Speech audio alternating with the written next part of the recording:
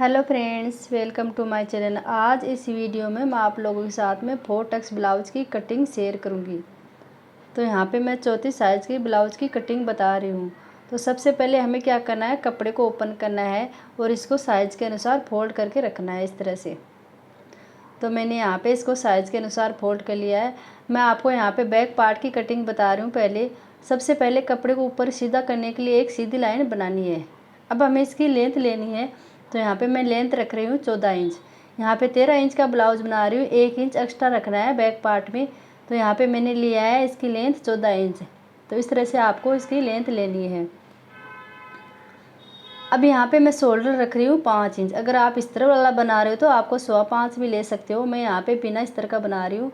तो मैंने यहाँ पे शोल्डर लिए हैं 5 इंच और इसके आर्मोल्स ले रही हूँ मैं 5.5 इंच।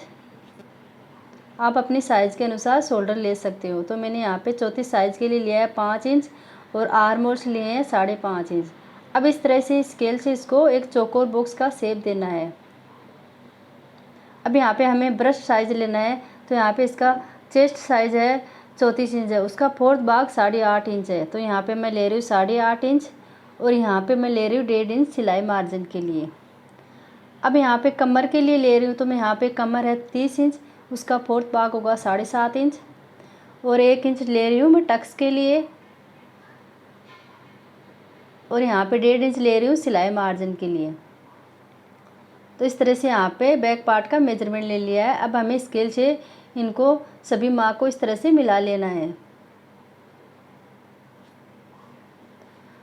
अब यहाँ पे आर्मोल्स को मैं 1/2 इंच डाउन करूँगी। तो सबसे पहले यहाँ पे टक्स का निशान लगाएंगे।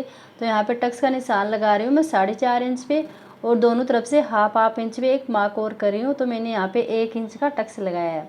ऊपर से भी मैंने 4.5 इंच पे लिया है। तो इस तरह से यहाँ पे 1 इंच का टक्स लगा लिया है। अब यहाँ पे आर्मोल्स को 1/2 इंच डाउन करना है। तो मैंने यहाँ पे आर्मोल्स को 1/2 इंच डाउन किया है। अब यहाँ पे हम गले को भी डाउन करेंगे। तो मैं यहाँ पे 1/2 इंच गले को भी डाउन कर रही हूँ। अगर आप बोट नेक बना रहे हो तो आपको शोल्डर को डाउन करना है। मैं यहाँ पे गले को डाउन कर रही हूँ, यहाँ पे डीप नेक बना रही हूँ। अब इस तरह से यहाँ पे आर्मोल्स को गोलाई देनी है। तो बैक पार्ट के लिए 1.5 इंच पे देना है। तो मैं यहाँ पे 1.5 इंच पे मार्क कर रही हूँ और इस तरह से इसको एक गोलाई देनी है आर्मोल्स को। तो हमें बाहर वाली लाइन से इसको मिलाते हुए गोलाई देनी है और नीचे की तरफ हमें डाउन करना है इसको। तो इस तरह से इसको गोलाई देनी है।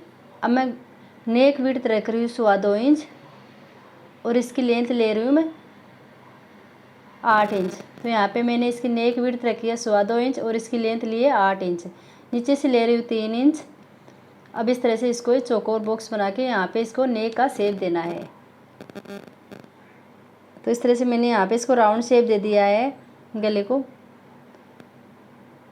अब यहाँ पे हमें फिटिंग वाली साइड में 1/2 इंच डाउन करना है इसको। यहाँ से इस तरह से 1/2 इंच पे एक मार्क करना है और इसको तिरछी लाइन पे मिलाना है, क्योंकि इस तरह से यहाँ पे 1/2 इंच डाउन करने पर जो साइड में झोल आता है वो नहीं आएगा।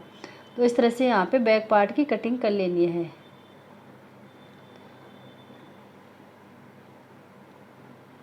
तो इस तरह से मैंने यहाँ पे बैक पार्ट की कटिंग कर ली है। अब हमने जो टक्स लगाया है उस पर कट लगाना है और नेक को भी कट कर लेना है। तो इस तरह से यहाँ पे मैं नेक को कट कर रही हूँ और जो टक्स लगाया उस पर भी इस तरह से छोटा सा कट लगा लेना है।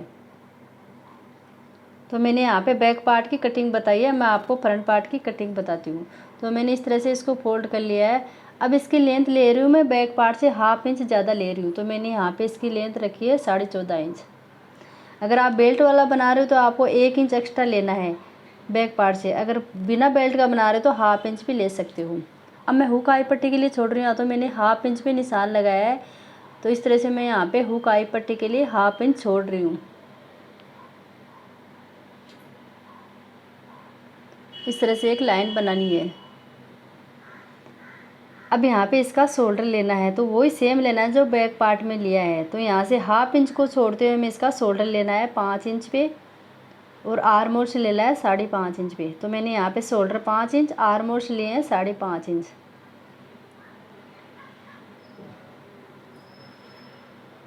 अब यहाँ पे इसका ब्रस्ट साइज लेना है। तो यहाँ पे होगा 8.5 इंच। जो हमने बैक पार्ट में लिया था वो सेम लेना है 8.5 इंच। अब यहाँ पे जो हाफ इंच टक्स में जाएगा आर्म होल्स की तरफ उसके लिए और 1.5 इंच सिलाई मार्जिन के लिए। अब हमें कमर में रखना है, कमर का 4th भाग 7.5 इंच, और हम यहाँ पे 1.5 इंच टक्स के लिए जो नीचे की तरफ लगाएंगे और 1.5 इंच लेना है सिलाई मार्जिन के लिए। इस तरह से मैंने सभी मार्क कर लिए हैं। अब इस तरह से इसको सीधी लाइन मिलाना है।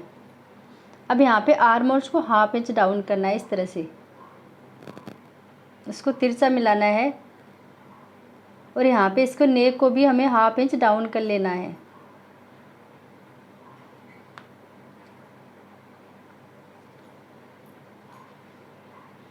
अब यहाँ पे आर्म होल्स को गोलाई देनी है, तो मैंने बैक के लिए तो 1.5 इंच भी दिया था, अब यहाँ पे फ्रंट को मैं 1 इंच पे दे रही हूँ, तो हमें फ्रंट के लिए 1 इंच पे मार्क करना है और इस तरह से गोलाई देनी है। और इसको गोलाई देते समय हमें जो अंदर वाली लाइन है उसमें उसके अंदर से हमें इस तरह से गहराई देते हुए लेना है और नीचे से डाउन करते लेना है। इस तरह से हमें फ्रंट के लिए आर्म होल्स को गोलाई देनी है। अब यहाँ पे नेक विड्थ रख रही हूँ मैं 2.25 इंच और इसकी लेंथ ले रही हूँ मैं 6.5 इंच। तो इस तरह से मैंने नेक विड्थ रखी है 2.25 इंच और इसकी लेंथ ली है 6.5 इंच। नीचे से विड्थ रखी है मैंने 3 इंच। अब इस तरह से इसको चौकोर बॉक्स बना के यहाँ पे गले का शेप दे देना है। इस तरह से मैंने यहाँ पे गले का शेप दे दिया है। अब मैं यहाँ पे टक्स के लिए निशान लगा रही हूँ 10 इंच पे। तो मैंने यहाँ पे टक्स के लिए निशान लगाया 10 इंच पे। अब नीचे से ले रही हूँ मैं 3.5 इंच पे।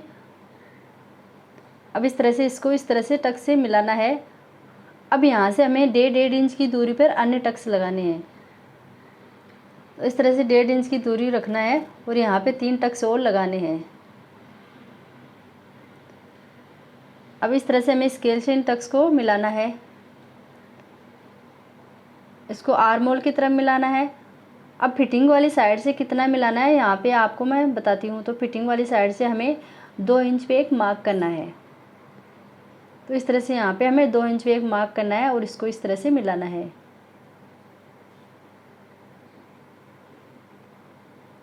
तो इस तरह से मैंने 4 टक्स लगा दिए हैं।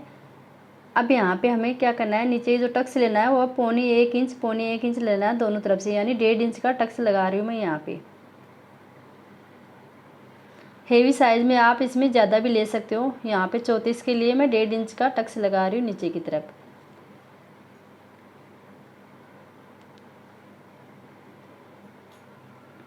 अब यहाँ पे फिटिंग की साइड से हमें हाफ इंच डाउन करना है, जैसे हमने बैक पार्ट में किया था उसी तरह से यहाँ पे हमें हाफ इंच डाउन करना है, इस तरह से फिटिंग की साइड में। अब हमने जो 3 टक्स लगाए हैं और उनको भी हमें कितना मार्जिन लेना है, उसके लिए हमें जो एक पैर का मार्जिन लेते हैं यहाँ पे हमें सिलाई लगानी है। तो इस तरह हमें स्केल से इस तरह से यहाँ पे एक तिरछी लाइन बनानी है एक पैर का मार्जिन छोड़ते हुए। तो मैं यहाँ पे ज़्यादा सिलाई नहीं लगानी है, यहाँ पे इतना ही लगानी है एक पैर का मार्जिन छोड़ते हुए। तो इस तरह से मैंने सभी टक्स लगा लिए हैं।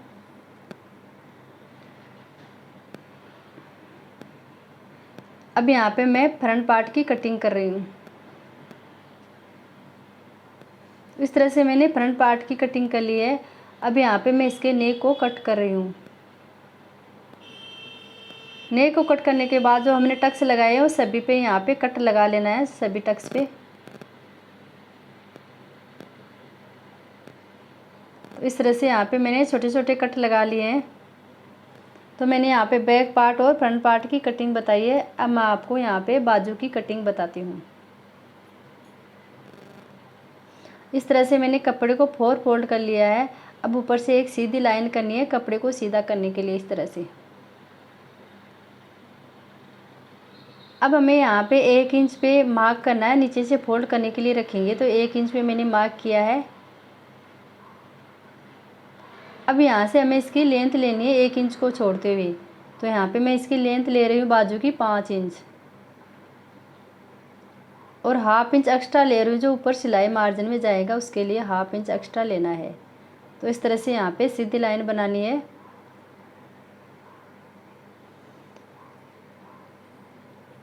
अब यहाँ पे मैं इसको डाउन करना, तो मैं यहाँ पे 2.7 इंच पे इसको डाउन कर रही हूँ छोटी बाजू के लिए। आप लंबी बाजू बना रहे हो तो आपको यहाँ पे 3.5 इंच पे डाउन करना है। अब इसके तिरछी लाइन में मिलाना है इस तरह से। तो यहाँ पे मैं तिरछे पे निशान लगा रही हूँ 7.5 इंच पे। अगर आपको बाजू का फुल वीडियो देखना है तो मेरे चैनल पे जाके देख सकती हो। इस तरह से यहाँ पे आर्म होल्स को गोलाई देनी है आपको।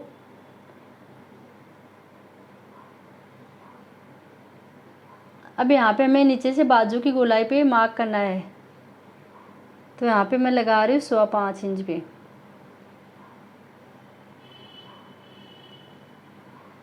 और 1.5 इंच एक्स्ट्रा रख रही हूँ यहाँ पे जो सिलाई में जाएगा उसके लिए। तो मैंने यहाँ पे मार्जिन रखा है 1.5 इंच। अब इस तरह से इसको तिरछा मिलाना है इस लाइन से।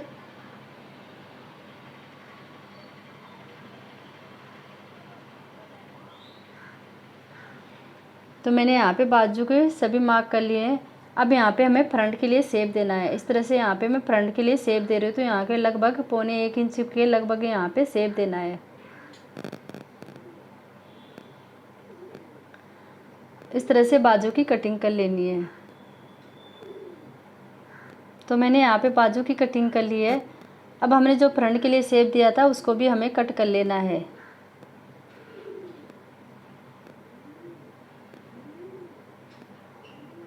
तो मैंने यहाँ पे फ्रंट के लिए शेप दिया था उसको भी कट कर लिया है। तो फ्रेंड्स, आज का वीडियो कैसा लगा प्लीज़ कमेंट करना। वीडियो को अच्छा लगे तो लाइक करना और चैनल को सब्सक्राइब करना। वीडियो को देखने के लिए थैंक यू।